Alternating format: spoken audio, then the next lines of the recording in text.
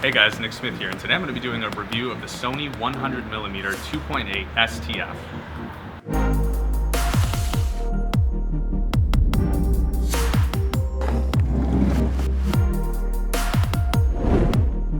This lens has a maximum aperture of f2.8 and a minimum aperture of f20. This lens has 14 elements in 10 different groups, including one ED element and one spherical element, along with an STF element, which is basically a neutral density filter which darkens from the outside and then transfers into clear in the middle. What this does is it allows for a smoother transition in bokeh elements. Now, because of the STF element, what happens is you lose about 2 stops of light. So instead of a 2.8 lens, it actually functions more like 5.6. So what you're going to have to do is you're either going to have to raise your ISO up or you're going to have to lower your shutter speed. But luckily, this lens has IS, so it makes it a lot easier to still get a tack sharp image with less shutter. So this is a full frame lens, but on APS-C it would be equal to about 150 millimeters, which is pretty close to mid-telephoto range. It has a maximum magnification reproduction ratio of 0.25 or 1:4 life-size scale, so it will actually be able to get some pretty decent macro shots. So on the lens we have a magnification switch here, which can switch from either the 0.85 meters to infinity, or we can spin it and switch it to 0.57 meters to 1 meter. And what that does is it allows us to get a lot closer in our magnification. There's also a aperture ring, which can either be clicked, or over here we can switch it off to be clickless, and it makes it a lot smoother to just kind of switch between whatever aperture you want. There's the switch for autofocus to manual focus. There's also optical image stabilization. And here we have a focus preset button if we want to actually program it to switch back to something. Normally this is kind of something for sport lenses and stuff, but I'm sure there's a use for it somewhere. I'm not 100% sure how it would be actually applicable for a portrait shoot, but maybe I'll try to use it at some point. For the most part though, I think we've pretty much run over all the features on this lens, and I'm excited to test it out. And now an interesting thing about this lens is the hood actually has felt on the inside. I'm not 100% sure of the purpose of it, but I think it's to kind of dampen any reflections that might happen from a plastic inside. Okay, so today we are with a model, and go ahead and introduce yourself. Hi, I'm Amber Koval. On Instagram, I'm at Ambaluna. Okay, and we are gonna have a good shoot today, right? Yes, we are. All right. So one thing I'm noticing in just testing this lens out really quickly at the beginning of the shoot here is because of the STF element and losing 2 stops of light, I'm already shooting at ISO 400 to 640, which is a lot different compared to when I'm shooting with a 1.4 lens where I'm up at a shutter speed of about 1/1000th and I'm still able to shoot at ISO 100. My shutter speed right now is currently at about 1/60th of a second, and that's just barely getting it to be enough light. So it's definitely a good thing it has the image stabilization in it, along with the image stabilization in the body, because otherwise the ISO would be really high right now. When I didn't have image stabilization, usually I like to shoot at double the focal length, so it'd be about 1/200th of a second. So I'm pretty sure I'd be shooting at like ISO 2000-ish or so. So it's definitely a good thing to have it, but it's a little odd coming from 1.4 to something like this, which is slower. So I'm gonna try to get as close as I can to the model's face here, and I was testing this a little bit earlier, and it's almost completely filling the frame, and there's really fine details. The framing is a little bit different than the 85mm I normally shoot with. It's a little tighter and closer, but it actually produces a really nice result and has a really good facial compression. So far it seems to be really sharp, and the colors I'm getting out of it are really nice. I'm looking forward to getting these back on the computer to actually review digitally later, but so far I'm really impressed with what I'm seeing.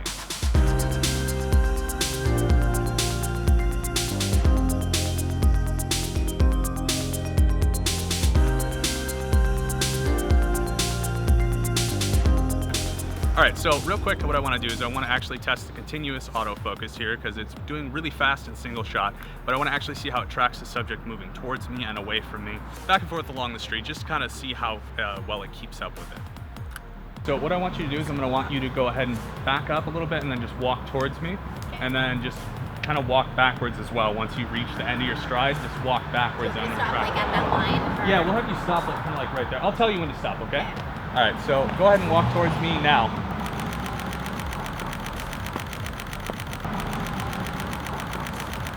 Okay, and stop.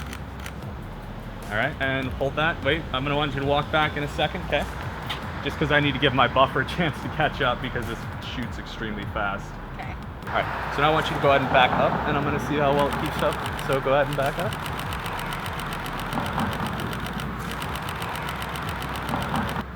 Okay.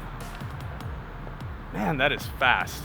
Like, I'm actually really impressed with that. All right, so I want to test the eye autofocus.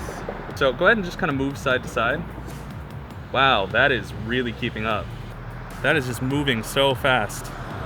Like, look how easy that keeps up with our eye. Go ahead and walk backwards. And now walk towards me as well. That is amazing.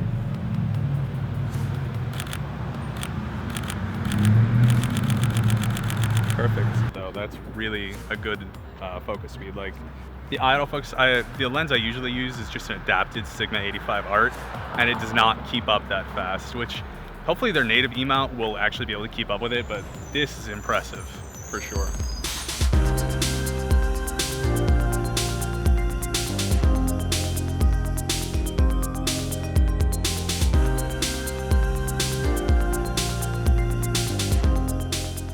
Okay, so just in the little bit of time I've been shooting with this, I cannot help but notice how sharp this lens is. There's so much fine detail in the eyes and eyelashes and just the skin texture that it is just insane. Like, I cannot wait to actually show you guys the digital images of this, to actually go over and look at the details more in depth with you.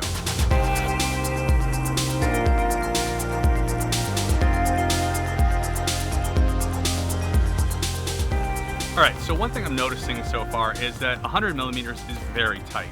So it's kind of hard to actually incorporate more of your background if you're looking to do something like that. This is really more of a headshot half body type lens. Very similar to how like the 135 will work if you're shooting with something like that on a lot of systems. Sony doesn't currently have one, but rumor is they're working on one right now. I'm not 100% sure, but should be out sometime. Hopefully I can get a copy of that to review as well if they do come out with that sometime soon. But it is just a really tight focus, so it's really narrow. So just try to keep that in mind, that you're gonna have to focus really close on your subject. All right, and one other thing I noticed is when I was shooting, somehow my stabilizer got switched to off. So apparently these switches aren't extremely resistant, because I also have switched from autofocus to manual focus a few times and not realized it until I'm taking the shot. So that is one con to the lens that I've noticed, is that it seems that these switches are kind of easy to bump. Which could be a problematic in a shooting environment where you're not paying attention. You might end up with some autofocus shots because you think you're still in autofocus, but you're not. So definitely pay attention to that if you get this lens or whatever. Just make sure you're not switching it off, because I had some shaky shots a little bit ago. So hopefully I can have some that I can rescue out of that, but just keep an eye on that. All right, so real quick, I want to film a little bit of video with this because I know a lot of people buy the Sony system for video features. So I really am interested to see how the autofocus works for this. So that's what we're going to do now. All right, so go ahead and walk towards me.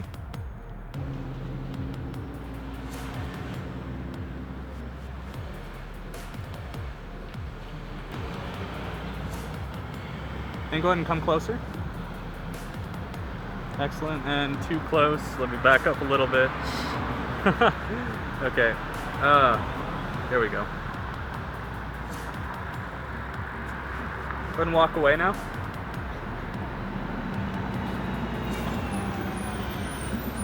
Okay. All right. That was like 30 seconds. I don't know. The tracking it's okay, but it hunted a little.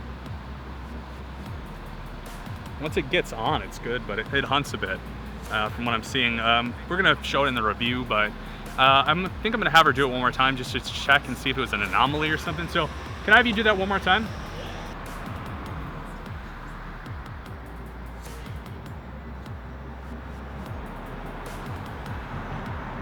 Perfect, and go ahead and walk away again.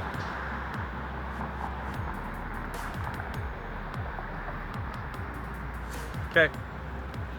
All right, so it hunted a little bit less that time, but I'm not 100% sure. It did seem like it had a little bit of trouble tracking, but I'm not gonna really know until I can actually review the footage. So I know most people who shoot in video do a lot of manual focusing, but just for the sake of ease, I wanted to actually go ahead and just shoot it in auto to see how it would handle the video situation.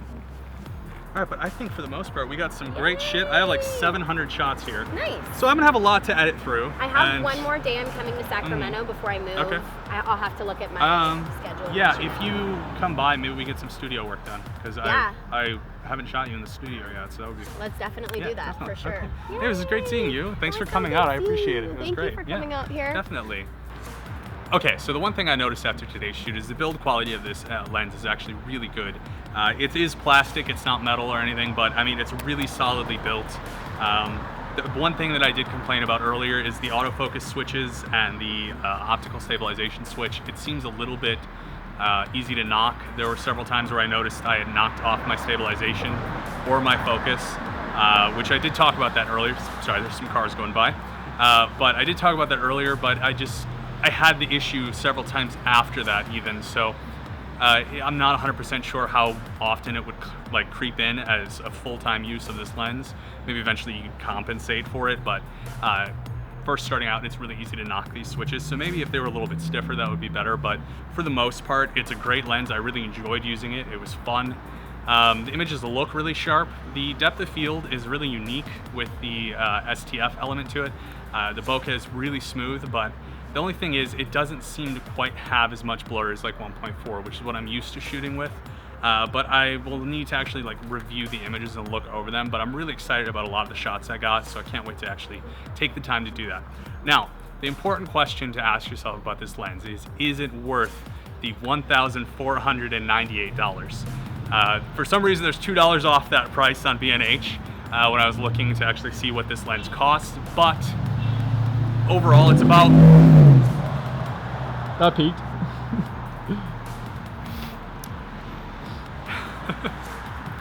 Overall, it's about $1,500. So it's really, is this lens going to give you the performance you want for the money? I do think it's a really unique lens with the focal length combined with the STF element. It's really kind of a look that you're not going to get anywhere else. You're not going to have a lens that will give you this kind of image unless you're shooting with this. I mean, there is the Laowa, but from what I hear, it's not as smooth in the elements. I might try to get a copy from them as well. Theirs is a 105 f2, but from what I hear, it's not as smooth in the transitions, but it would be interesting to try that out. So hopefully you guys enjoyed today's video. If you did, please be sure to leave a like, comment, and subscribe if you're not already. Feel free to share this on any social media you see fit. As long as my work is being shared, I'm happy. So with that said, I'll see you guys next time.